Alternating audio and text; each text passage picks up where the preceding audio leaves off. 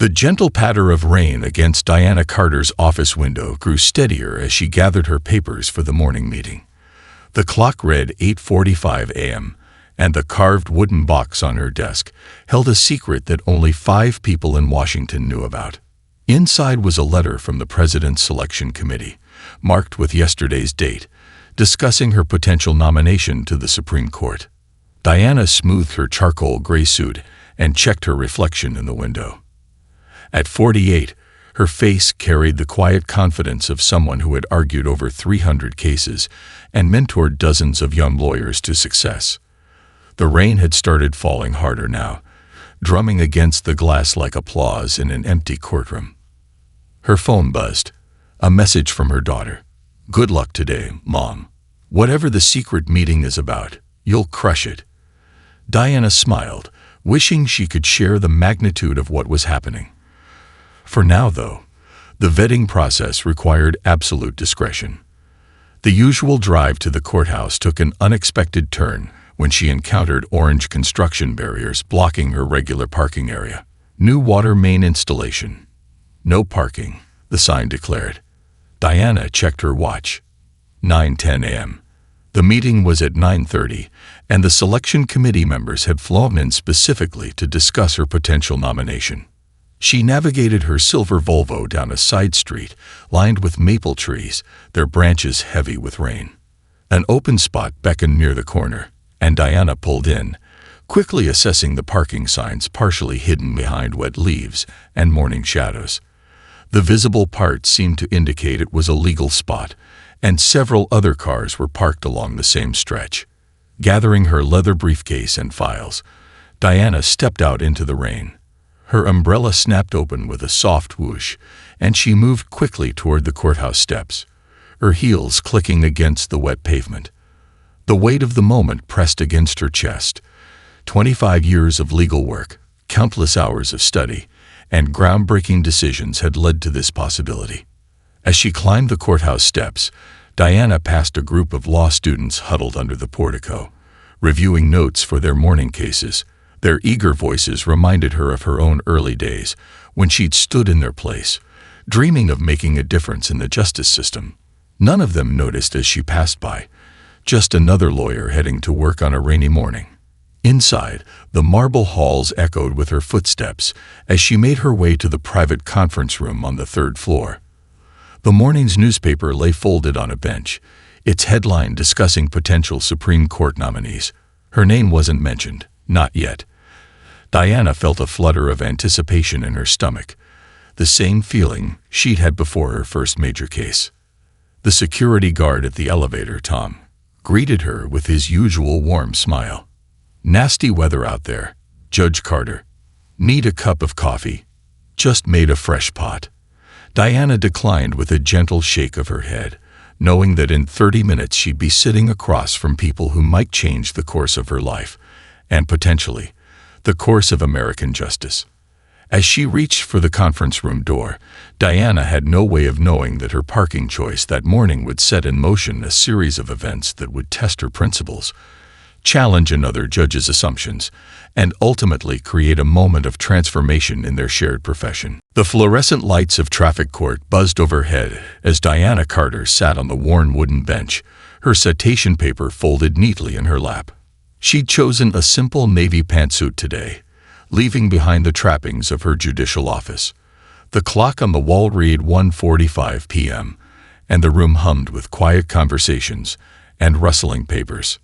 Next to her sat Maria Rodriguez, a young mother with twin 4-year-olds who couldn't find a sitter. The little girls colored quietly in their shared coloring book, occasionally offering Diana their crayons with shy smiles. "They're usually much more energetic," Maria whispered, grateful for their temporary calm. Diana thought of her own daughter at that age, how she used to sit in the back of lecture halls while Diana finished law school. Her phone vibrated again, the 3rd time in an hour. Diana glanced at the screen. Urgent, White House counsel. The message could wait. She'd chosen to be here, handling this ticket like any other citizen. The morning's meeting about her Supreme Court nomination had gone exceptionally well, but today she wasn't Judge Carter. She was simply Diana, ticket number 47. The proceedings moved slowly. A parade of frustrated citizens approached the bench. A college student with 5 unpaid parking tickets, an elderly man who'd misread a street cleaning sign, a delivery driver who couldn't find legal parking during his route. Diana observed each case with professional interest, noting how Judge Brooks handled them with varying degrees of patience as the afternoon wore on. "Your drawings are beautiful," Diana commented to the twins, who had progressed to drawing what appeared to be a family of purple cats. Maria smiled, sharing that she'd taken the afternoon off from her job as a nurse to handle her own parking ticket. "The signs near the hospital are so confusing," she confided. "Sometimes we have to choose between being late for our shift or risking a ticket." Diana found herself engaged in conversation about the healthcare system's challenges, carefully listening as Maria described the daily struggles of hospital staff. This was the kind of real-world perspective that could inform judicial decisions, the kind of story that might never make it into legal briefs, but shaped the texture of American life. "Number 47, called the clerk, his voice tired from hours of announcements. Diana stood, straightening her jacket. Maria wished her luck, the twins waving their crayons in solidarity. As she walked toward the bench, Diana noticed how Judge Brooks barely glanced up from his papers, his pen moving mechanically across forms. The irony wasn't lost on her. Just hours ago, she'd sat before a panel discussing her potential role in shaping constitutional law. Now she stood before a local judge, preparing to explain about a partially obscured parking sign. Her phone buzzed again in her pocket, likely another message about the background checks that would precede her nomination announcement.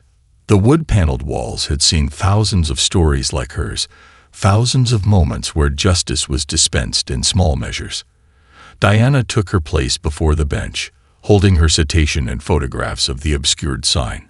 She'd seen this scene from the other side countless times, but today offered a new perspective, one that would prove more valuable than she could imagine. "Name?" Judge Brooks asked mechanically, still not looking up, unaware that the woman before him had just spent her morning discussing the future of American jurisprudence with the nation's top legal advisors. Judge Richard Brooks pinched the bridge of his nose. Feeling the weight of the day's cases, the afternoon sun slanted through the dusty blinds, creating long shadows across his bench. He'd handled 97 cases since morning, each one blending into the next in a blur of excuses and citations. His coffee had gone cold hours ago, and the half-eaten sandwich from lunch sat forgotten beside his ever-growing stack of paperwork. A note from his daughter about dinner plans tonight sat unopened, another family meal he'd likely missed due to his demanding schedule. The clock ticked steadily toward 5 p.m., and his patience had worn as thin as the pages in his dog-eared copy of the traffic code. "Diana Carter," his clerk announced, and Brooks barely registered the name. He stamped another form from the previous case, his mind already racing ahead to the evening's backlog of pending warrants. The woman who approached his bench carried herself with unusual poise, her shoulders straight and her gaze steady. A flash of gold caught his eye, a Harvard law ring. But he'd seen plenty of lawyers in traffic court before. "Your Honor," Diana began, her voice carrying the measured tone of someone well-versed in courtroom proceedings. "I'd brought photographic evidence of the parking sign in question." She reached into a leather portfolio, but Brooks waved his hand dismissively. He'd heard 1,000 stories about obscured signs and special circumstances. The late afternoon sunlight caught Diana's face as she persisted. "If you'll notice in these photographs, the critical part of the parking restriction sign was completely hidden by..." Brooks cut her off mid-sentence, a habit he'd developed to keep his crowded docket moving. The young mother from the previous case was still gathering her children's crayons from the floor, and 3 more cases waited their turn. "Ms. Carter," he interrupted, shuffling through her citation papers, "I see here you're a legal professional. Then you should understand that maintaining order in our streets requires strict adherence to parking regulations." He missed the subtle shift in her expression, the slight raise of her eyebrow that had made many opposing counsels reconsider their arguments. A cell phone buzzed somewhere in the courtroom. Diana's phone, though she didn't reach for it. Another message about her pending nomination lay unread as she stood before Brooks, watching him scribble on her citation without really examining the evidence she prepared. "Your Honor, I respectfully request." Diana began again, her voice carrying the same authority that had swayed federal appeals courts. But Brooks had already moved on mentally to the next case. He'd seen it all before. Lawyers thinking their credentials earned them special treatment, trying to argue their way out of simple parking tickets. "The fine stands at $250, he declared, his gavel striking the sound block with practiced efficiency. "Payable within 30 days. He checked his watch. 4:47 p.m. Maybe he could make it to dinner with his daughter after all. Diana gathered her documents with deliberate care, tucking them into her portfolio with the same precision she used when preparing Supreme Court briefs. "Thank you for your time, Your Honor," she said, each word carefully measured. As she turned to leave, the late sunlight caught her Harvard ring once more, but Brooks had already called the next case. Behind him, his clerk frowned slightly, something about the name Carter tugging at his memory. But the next defendant was already approaching the bench, and the moment slipped away like the fading afternoon light. Diana stood at the payment window, her fine notice crisp in her hands. The courthouse hallway had quieted, most of the day's defendants having already left. Through the tall windows, the late afternoon sun painted long shadows across the marble floor, and somewhere in the building, a janitor's vacuum hummed softly. She thought back to her morning meeting, where she discussed constitutional interpretations with the nation's top legal advisors. The contrast was striking, from debating landmark cases to being dismissed over a parking ticket. Her phone had finally stopped buzzing. 7 missed calls from the White House counsel's office would have to wait. Maria Rodriguez appeared beside her, the twins now sleeping against her shoulders. "How did it go?" she asked quietly, careful not to wake her daughters. Diana smiled, watching as Maria shifted her weight to better balance the children. "About as well as yours," Diana replied, thinking of how Judge Brooks had similarly dismissed Maria's explanation about the hospital parking situation. The payment clerk, Mrs. Thompson, looked up from her computer with tired eyes. 20 years behind the payment window had taught her to read people, and something about Diana's composed demeanor caught her attention. "That'll be $250, she said, her voice softer than the standard bureaucratic tone she usually employed. As Diana reached for her wallet, she noticed a young law student struggling with a stack of books nearby. One volume slipped, landing open on the floor. Constitutional law. Supreme Court decisions. The irony wasn't lost on her. Just that morning, she'd been discussing how to approach her own potential Supreme Court decisions, and now here she was, experiencing firsthand how justice was dispensed at its most basic level. "You know," Mrs. Thompson said as she processed the payment, "I've been here a long time. Some judges, they forget what it's like on this side of the bench." She paused, studying Diana's face. "You're not just another lawyer, are you? There's something familiar about you." Diana simply smiled, accepting her receipt. "We're all just people trying to navigate the system," she replied, thinking of the sealed envelope in her office that could change her life, and potentially the lives of countless Americans. Her Harvard ring caught the light as she folded the receipt into her wallet. Outside the payment window, Maria was trying to gather her purse while balancing her sleeping daughters.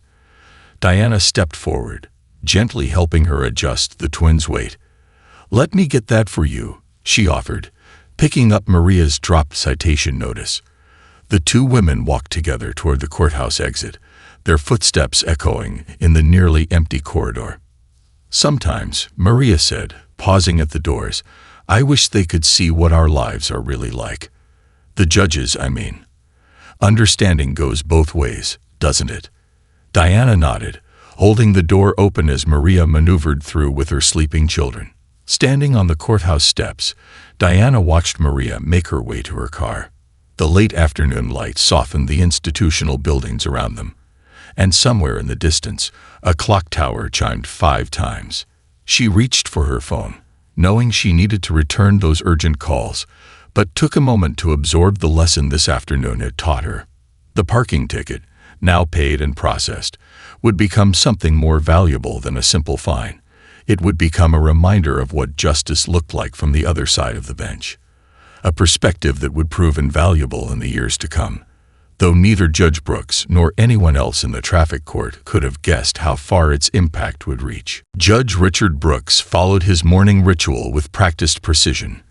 6:30 a.m. at the corner cafe, where Emma, the morning barista, already had his usual order waiting. Dark roast, 2 sugars, splash of cream.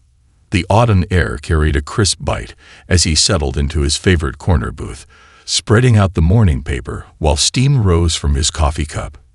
The headline caught his eye mid-sip, causing him to set his cup down with a sharp clink. Historic nomination. Diana Carter selected for Supreme Court. His hands trembled slightly as he straightened the paper, staring at the photograph that dominated the front page. There she stood, the same woman who had appeared in his courtroom yesterday afternoon, now pictured on the courthouse steps with a quiet dignity that commanded attention. Judge Carter brings 20 years of exemplary judicial experience, he read, his coffee growing cold beside him. Known for her groundbreaking decisions on civil rights and her reputation for extraordinary fairness. The words seemed to blur together as memories of yesterday's traffic court session rushed back. He remembered her attempted explanation, the Harvard ring, the carefully prepared evidence he dismissed without a glance. Emma approached with a coffee pot for a refill, then paused, noticing his troubled expression. "Everything okay, Judge Brooks? You look like you've seen a ghost." He managed a weak smile, turning the paper so she could see the headline. "Not a ghost, Emma. Just my own rush to judgment staring back at me." The cafe's morning regulars began filtering in. Other judges, lawyers, courthouse staff, each one stopping short at the newsstands, their reactions mirroring his own dawning recognition. Mark Stevens, a fellow traffic court judge, slid into the booth across from Brooks, his own copy of the paper clutched tightly. "Did you hear about this?" Mark asked, then noticed Brooks's ashen expression. "Rich, what's wrong?" "She was in my courtroom yesterday," Brooks said quietly, running a hand over his face. "A parking ticket. I didn't even look at her evidence. He trailed off, remembering his dismissive wave, his interruptions, his assumption that she was just another lawyer trying to talk her way out of a ticket. The article continued on page 4, detailing Carter's career highlights. First in her class at Harvard Law. Pioneer in judicial reform, known for spending time in lower courts to maintain perspective on how legal decisions affected ordinary citizens. Brooks's stomach tightened as he read about her commitment to experiencing the justice system from all angles. His phone buzzed. A text from his daughter. "Dad, isn't this the same Diana Carter you mentioned years ago? The one who wrote that paper on judicial empathy that you keep in your office?" Indeed it was.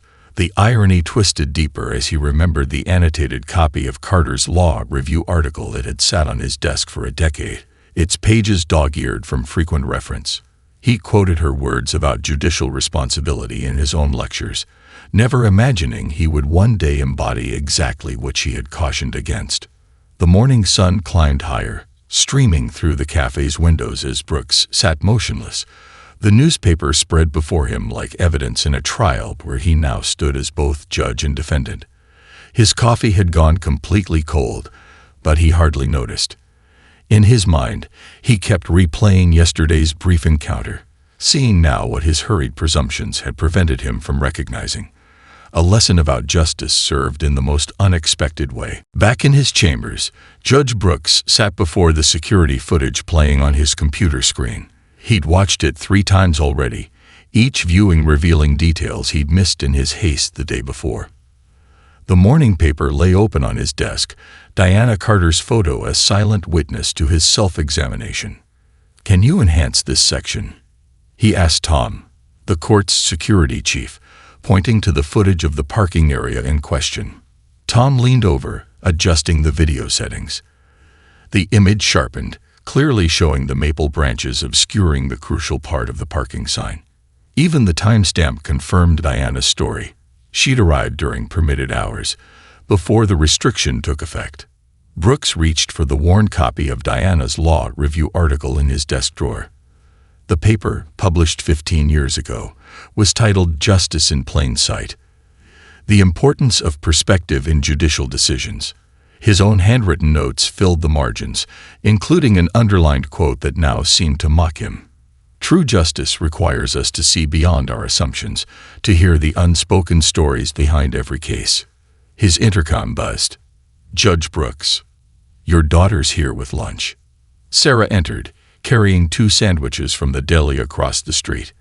At 26, she was now a first-year law student, following in his footsteps but challenging his perspectives in ways that made him both proud and uncomfortable. I brought your favorite, she said, then noticed the security footage still playing. Is this about Judge Carter?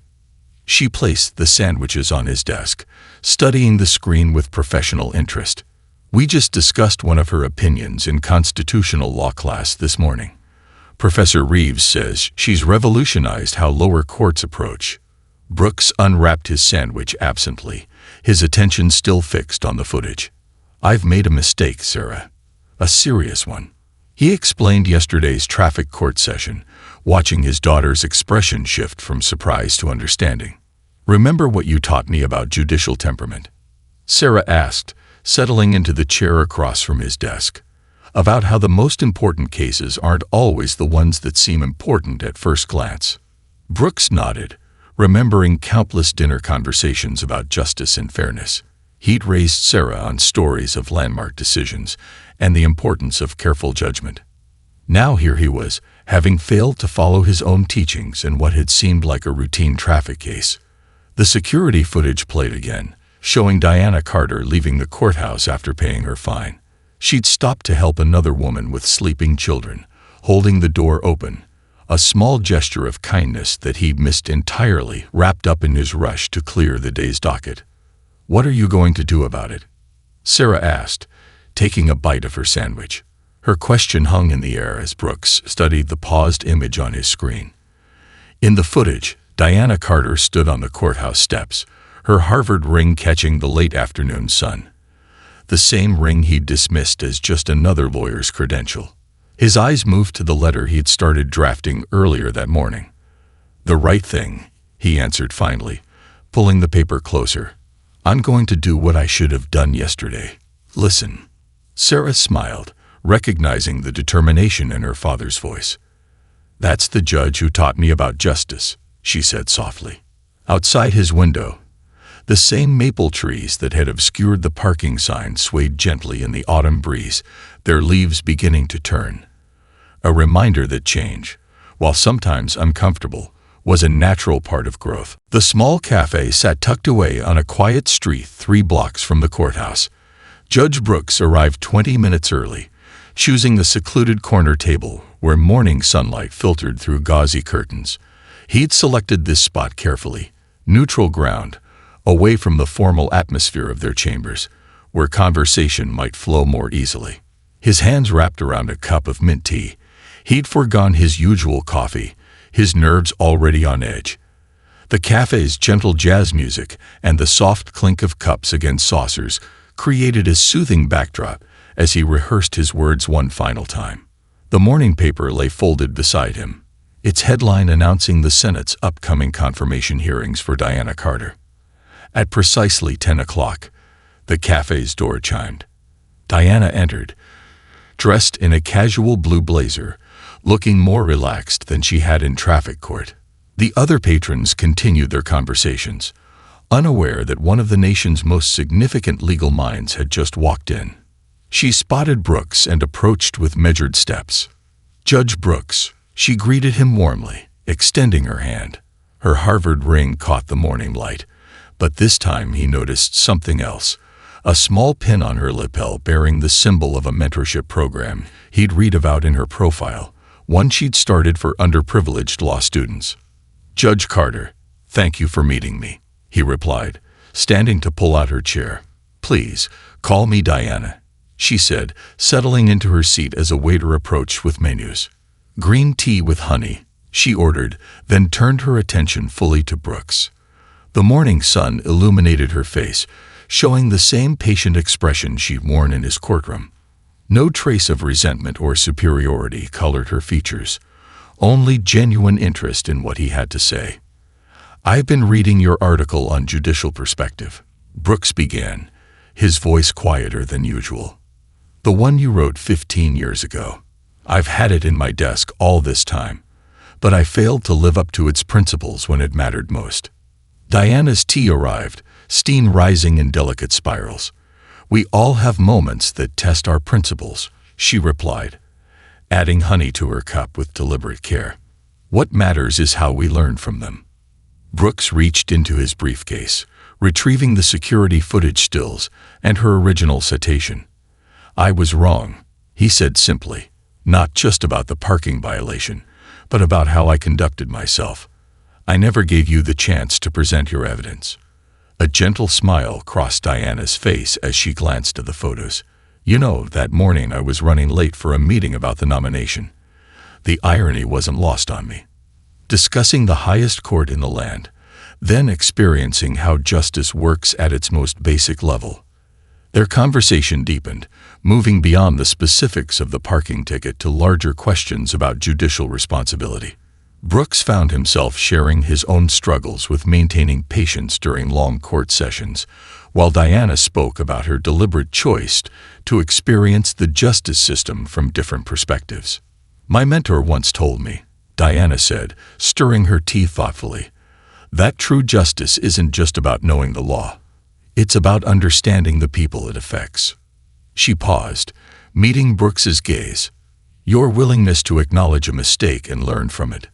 That's exactly the kind of reflection our system needs." The morning light had shifted, casting new patterns across their table.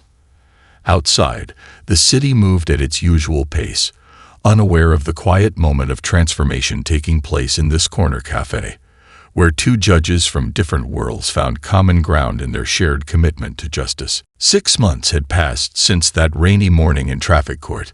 The Senate chamber buzzed with anticipation as Diana Carter stood at the podium, delivering her final remarks in the confirmation hearings. Sunlight streamed through the high windows, illuminating her face as she addressed the committee. "Justice," she began, her voice carrying to every corner of the room, "is not an abstract concept living in leather-bound books. It lives in our daily interactions, in small courtrooms and local disputes, in moments when we choose to listen rather than assume." Her words carried the weight of experience, though only a handful of people knew the full story behind them.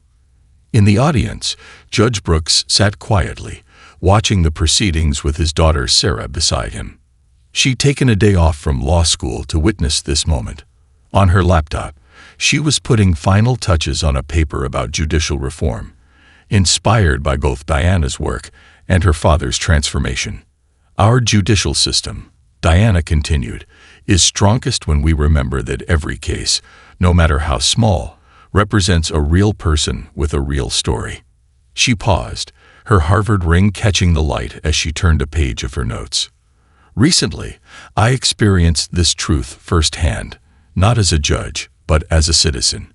It reminded me that true justice requires not just knowledge of the law, but the wisdom to see beyond our preconceptions." Back in traffic court, Judge Brooks had implemented new procedures. Each defendant now had 3 uninterrupted minutes to present their case. The obscured parking sign that had started it all had been cleared and repositioned.